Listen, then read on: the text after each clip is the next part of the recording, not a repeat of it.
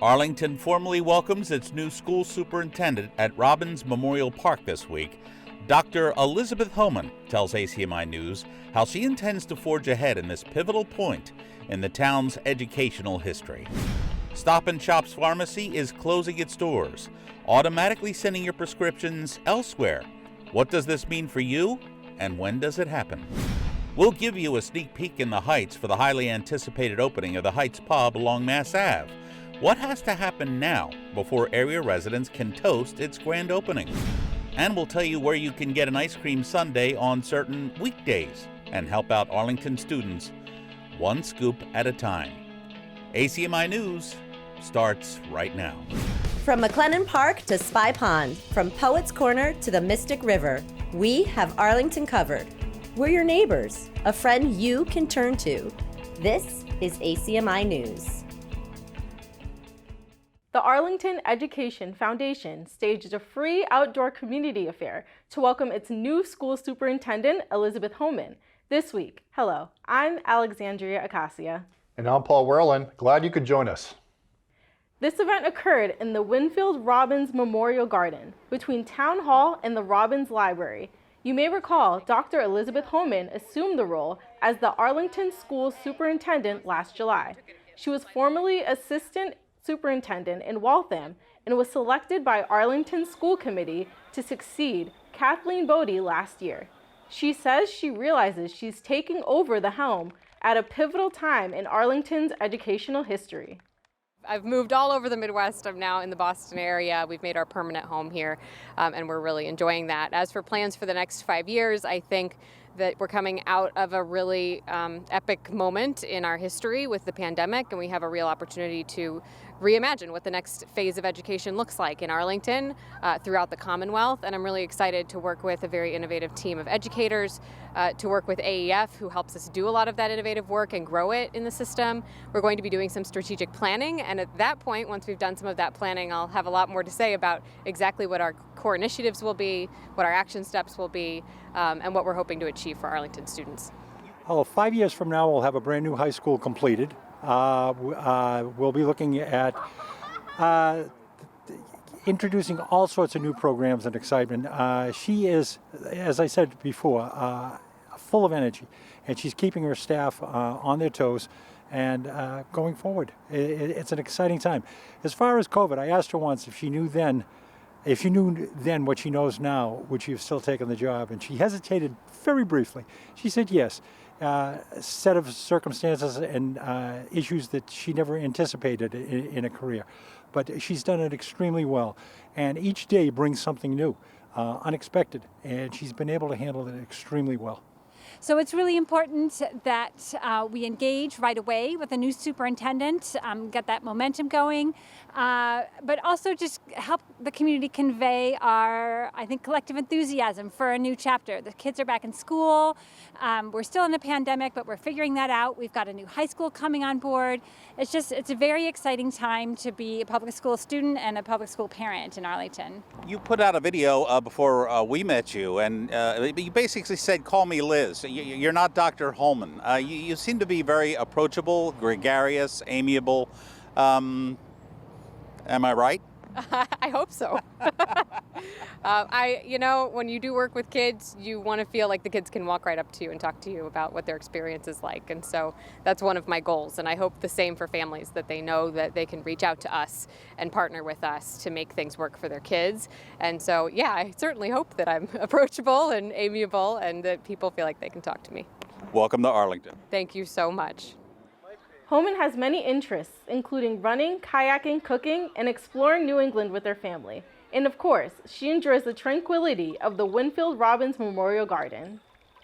In a 4-1 vote, Arlington Select Board recently voted to maintain all 21 precincts in Arlington rather than reduce that number to 16 as proposed.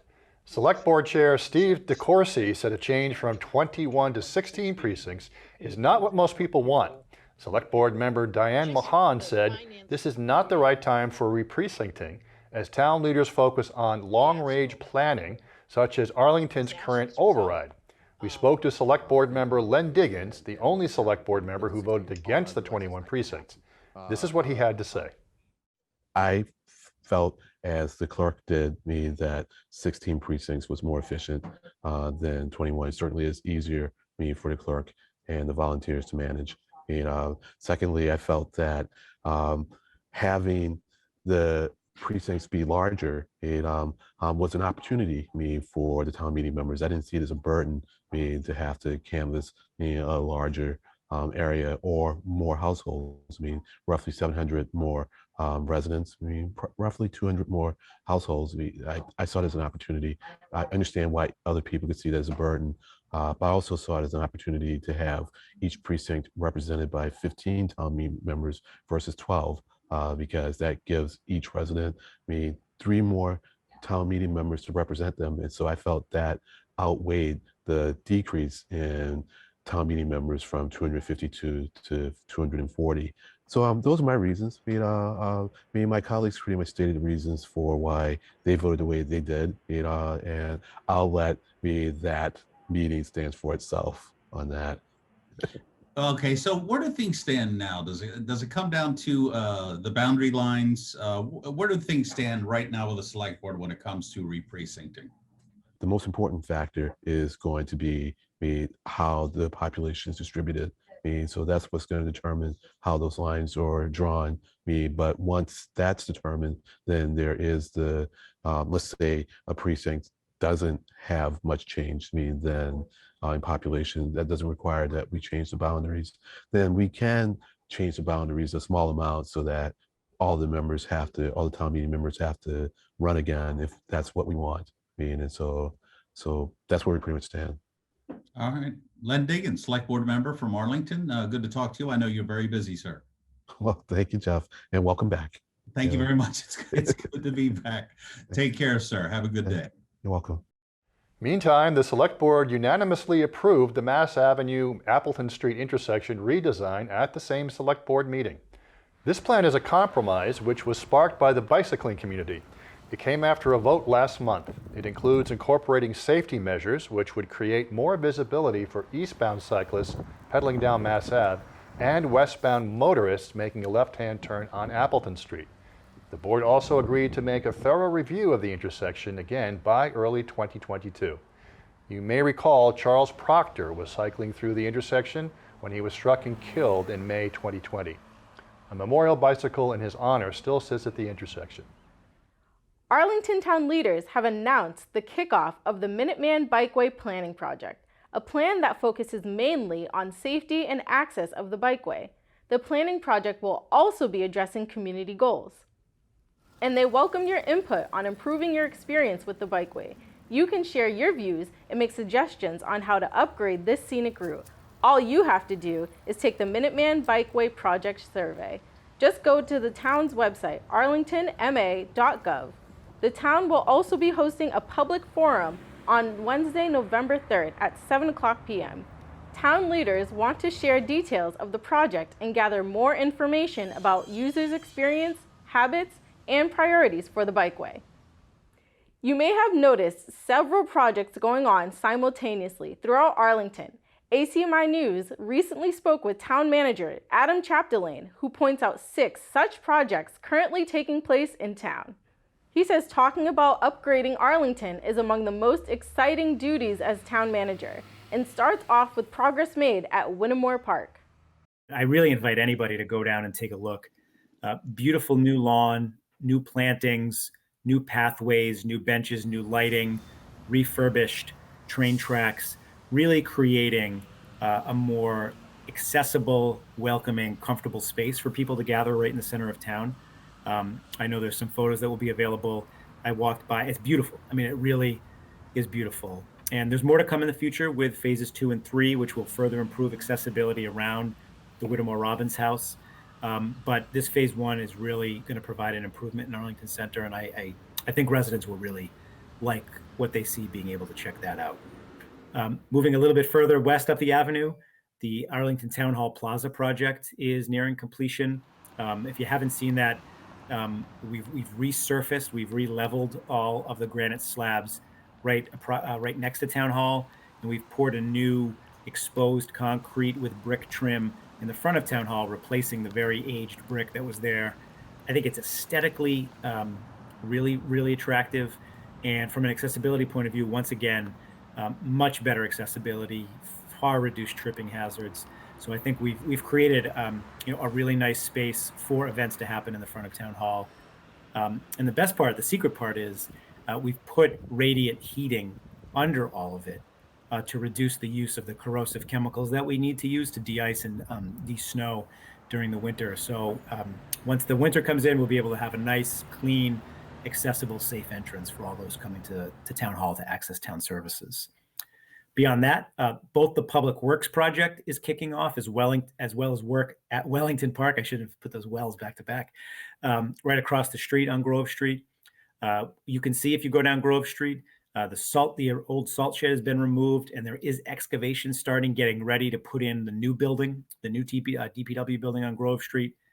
And right across the street, Wellington Park work is taking place, expanding the pathways, expanding access to the Millbrook, and improving the Millbrook along Wellington Park. And so good work has been done there as well.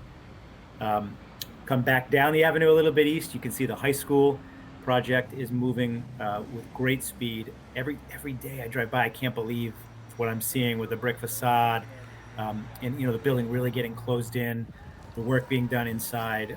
That project is really moving along very well. So anybody who hasn't been down the avenue lately, going down and taking a look at what's happening at the high school, I think you'd be really impressed with what you'll see. And then finally, great work has taken place down at the Arlington Reservoir to create a path, contiguous path around the reservoir, safe, accessible path for people to access. I know I've walked many times around that reservoir, and some pieces of the path previously were great. Others, you definitely had to have your hiking boots on. And now we've got a really accessible path, great recreational amenity for people of all ages and mobilities to be able to get around and really see one of the maybe sometimes underappreciated but great parts of Arlington down at the reservoir. So lots going on. Some things coming near completion, some things just getting started, but town employees hard at work, tax dollars hard at work, and we hope we're just continuing to increase the quality of life for folks living here in Arlington through these projects. To learn more about where these projects stand, just go to arlingtonma.gov/projects. The Stop and Shop in Arlington will reportedly be closing up its pharmacy on October 27th. One Stop and Shop official told ACMi News that prescriptions for Stop and Shop pharmacy customers will instead be automatically transferred to the nearest CVS. Letters pertaining to this closure have reportedly been sent out to Stop and Shop customers who have prescriptions at the 905 Mass Ave store. We tried contacting the Stop and Shop public relations line in Quincy. We're still waiting for a response. Again, the pharmacy at Stop and Shop will be closing its doors, reportedly for good, on October 27th. Next week, there will be an open-air celebration of the achievements of 12 Arlington High School interns at the Fox Library at 175 Mass Ave. They spent their summer working on several markers with public artist Tom Starr for the so-called Remembrance of Climate Futures Arlington. These markers call attention to climate change, and you can see their work posted outside of the library now. This youth-led public arts project calls attention to the impacts of climate change throughout New England and calls for exploring ideas for increasing resiliency. After much research, the students developed 18 short-term markers, which were then wheat pasted to the outside walls of the library. Next spring, they hope to complete a long-term version of the project with aluminum markers around Arlington. But for now, you can celebrate the interns' work at the Fox Library on October 30th from 1 to 2 p.m. For more information, just go to artsarlington.org. The Arlington Historical Society has been awarded nearly $40,000 from the Institute of Museum Library Services to catalog and rehouse more than 1,300 objects in its collection. This grant comes courtesy of the Services Inspire Grants for Small Museums program. The $40,000 grant will now allow for the removal, installation, and rehousing of new high-density shelving. It will also help the Society to undertake a complete new inventory and digitize these objects that have not been completely documented in its database. This historical collection consists mostly of material cultural objects currently in storage. ACMi News is told the effort to inventory these precious objects will take place in the upcoming months. Arlington's police force continues taking part in several breast cancer awareness activities through the month of October. ACMi News has been updating you on the APD's selling of pink Arlington police patches and t-shirts in recognition of Breast Cancer Awareness Month. You may have already seen the pink police cruiser patrolling the streets this October. Everyone knows how to find that specific officer. This effort is to raise money for the Sanborn Foundation, an area charity that helps Arlington residents suffering from cancer. Police Chief Julian Flaherty told our communications manager, James Milan, what this marvelous effort is all about. Earlier in September, some of our officers here at APD had approached me and asked me if they could do something to help raise awareness for Breast Cancer Awareness Month. I thought it was a great idea, so some of our officers actually designed a pink patch and some pink t-shirts that we're selling here at Arlington Police Department through the Arlington Police Relief Association. And the proceeds for that will be donated to the Sanborn Foundation, which is a foundation in Arlington that supports people who are in treatment for cancer, either financially or with assistance. So it's a great organization and we're happy to partner with them. We're happy to raise awareness. We did have one cruiser wrapped to raise awareness. Right now, it's a school resource officer's vehicle. So he's out during the day and I know he gets stopped a lot and has a lot of questions about what we're doing. Our officers are also authorized to wear baseball hats with the pink patch displayed on it for the month of October. We're just days away from November, so you should act soon if you're interested. But you can buy the patches or t-shirts at the police department at 112 Mystic Street. Patches are $10, tees are $20. Sorry, you can't buy the cruiser. For more information, you can call the Arlington Police at 781-643-1212. The Heights Pub, located at 1314 Mass Ave, is almost ready for its grand opening. We were lucky enough to go inside and get a sneak peek at the progress underway this week. The pub's owner, Jim O'Rourke, a native of Arlington, says he can't give a specific date just yet because he's waiting on an occupancy inspection and Board of Health inspection to be completed. He says he'll be ready once the inspections are finished. You can see that the Baelish 5 and 10, which once occupied the property, has not been forgotten. The store's old outside sign is now inside over the entrance to the pub. If all goes well, it'll be a few more weeks before this establishment opens and serving bar fare and spirits. Stay tuned. We are. Small restaurants throughout Arlington have relied on outdoor dining spaces, including Medford Street. After receiving a grant, the plaza transformed its parking spaces for more convenient dining. The Mass DOT's Shared Streets and Space program is using new funds to upgrade the popular Medford Street parklet. A $50,000 grant has been used for the new placement of patios. Restaurants such as the Lucky Dragon, La Victoria Taqueria, and many more around the corner will be monitoring the area with the goal of boosting their business. The parklet space was due for an upgrade for some time. Parts of the park terrace will be closed off to traffic to accommodate outdoor dining. Tables have now been equipped with umbrellas with solar-powered lighting, potted plants, and charging ports. While the weather is still warm, many diners are able to enjoy eating al fresco. The dining space will remain here through November 15th and will make a return in the spring of 2022. Now, time to go to Arlington High School to our Studio B to get the latest in Spy Ponder sports. Hello everyone and welcome to the first ACMi sports update in a long while. We are making this exciting comeback to keep you up to date with all of Arlington High School sports. We start off with highlights from boys varsity soccer. Woburn Memorial came into Pierce Field on Monday, October 18th to take on one of the top 10 teams in Massachusetts, the Arlington Spy Ponders. Both teams struggled offensively as both Arlington and Woburn played an intense defensive game as the game ended in a 0-0 tie. Their second game this week also resulted in a 0-0 tie against Lexington. Arlington senior goalie and captain Eric Woodrick has had an astounding week, delivering his 10th and 11th shutouts, and is currently on a streak of 4 straight. Eric has only allowed a miniature total of 3 goals so far into the season. Arlington maintained their unscratched, undefeated record against some tough teams this week, and they look to keep it going next week. Arlington is currently ranked 8th in the state's power ranking and is the top-ranked team in the Middlesex League. Now moving on to girls soccer. They started off the week on Monday with a 1-0 win over the Woburn Tanners. Wednesday's game was a senior night for the girls and they hosted Lexington. We look at the second period.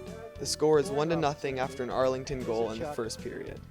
From an inbound play, Arlington's Abigail Griebel takes the shot from 27 yards out and floats it past the Lexington goalie. 2-0. Fast forward, senior Ella Ray floats it in from 10 yards out to add on another goal, and that'll do it for senior night. Final score, 3-0 Arlington. The cross-country team raced against Winchester on Tuesday, October 19th, and won handily. The race was won by ace and captain Justin Eastman, and their record improves to 4-1. Arlington is tied for the lead in their division this year.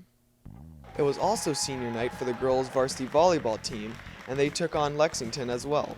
Arlington swiped Lexington in the straight sets by scores of 25-10, 25-22, and 25-16. The victory was led by the stellar performance of Fiona Rigby. The field hockey team came out with a masterful win over Lexington, beating them 3-1. They are now 9-1-4 and are on a roll, having won their last 6 straight. They also have not lost in their last 13 games, the team's only loss coming on opening day. A wild week for the Arlington boys varsity golf team.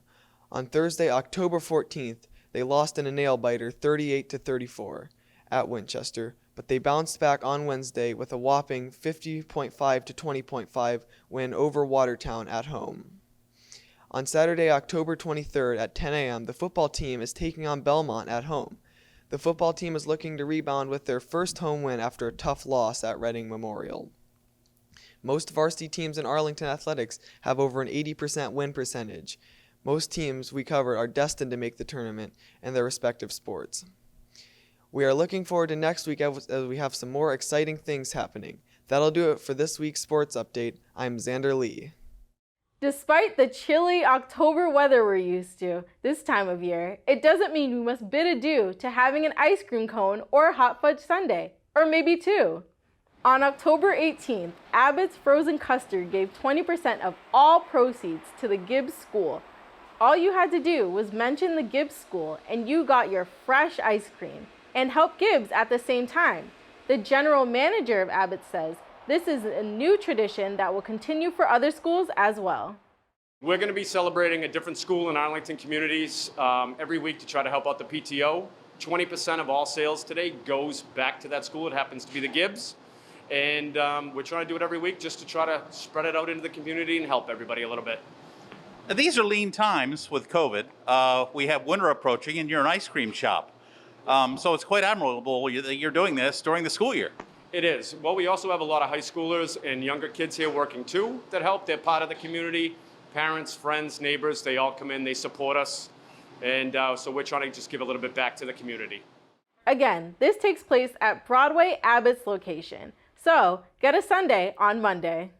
What's happening with Arlington High School students this week? We return you now to Studio B at Arlington High School for this week's Ponderscope, featuring Jasper Zelmer. Hello and welcome back to the Ponderscope. Makeup Picture Day is on Tuesday, October 26th. If you need to order photos, you can do so online at mylifetouch.com using the school picture ID EVT44DB9Q. This year's Club Day will be on Thursday, October 28th during an extended C block from 9:44 to 11:14. Club Day is an opportunity for students to check out all the different options they have available after school and for clubs to showcase what they do. Every club is expected to send 2 student representatives. The event will be held in the courtyard if weather permits. The Red Gym will be used as a backup location. Club representatives should check Google Classroom for information about what to prepare. AHS has a wellness day every year to promote balance and health, destigmatize mental health challenges, and encourage students to ask for help. This year, there will be 3 wellness workshops held during extended advisories during the month of December. Students will have the opportunity to sign up for these workshops during the regular advisory before Thanksgiving break. If you have any suggestions or are interested in leading a workshop, check out the form in the description below. And just a reminder to vote for October's Citizen of the Month using the link in the description below. That's all for this week's Ponderscope. I'm Jasper Zelmer. Do you think daylight savings time is a good idea? If you do, you can thank New Zealand scientist George Vernon Hudson in part for our spring ahead and fall back. Daylight savings time is reportedly designed to be used to save energy and make better use of daylight. Nearly 130 years ago, Hudson proposed a 2-hour shift forward in October and a 2-hour shift back in March. That idea went nowhere. Benjamin Franklin gets some credit for the idea of daylight savings time. Franklin jokingly recommended that people get out of their bed early in the morning to minimize the use of candles and lamp oil. So what do Arlingtonians think of saving candlelight and lamp oil? Is daylight savings time the right time, or is it old time that can't keep up with the times? Next week, ACMi News will be asking Arlingtonians for their timely opinion, and it should be a good time. Incidentally, daylight savings time will be on Sunday, November the 7th at 2 a.m., giving us an extra hour on the weekend. Of course, that timely payback returns in the spring. That'll do it for this week's edition of ACMi News. Thanks so much for joining us. I'm Alexandria Acacia. And I'm Paul Werlin. But before we say goodnight, a little Halloween treat for you.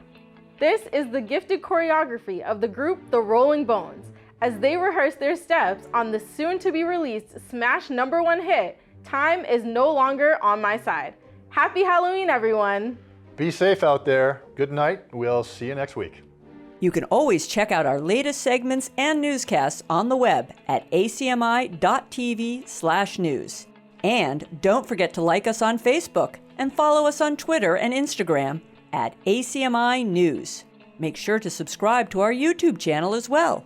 You'll find us at youtube.com/ACMi News. If you have any news tips for us or wish to become a citizen journalist, we'd love to hear from you.